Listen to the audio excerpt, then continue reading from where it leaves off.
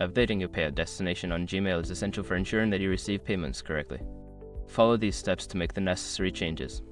Step 1. Sign into your Gmail account. Open your web browser and go to the Gmail website. Enter your email address and password to log into your account. Step 2. Access Google account settings. Once logged in, click on your profile picture or initial in the top right corner. From the drop-down menu, select Manage your Google account to access your account settings. Step 3. Navigate to Payments and Subscriptions. In the Google account settings, look for the Payments and Subscriptions tab on the left-hand side. Click on it to view your payment settings. Step 4. Update payout information.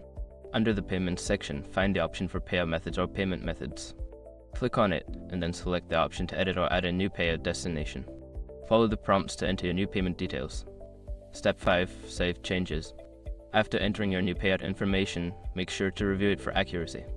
Once confirmed, click on the Save button to update your payout destination successfully.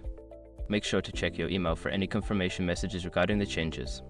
Keeping your payout information up to date is crucial for smooth transactions.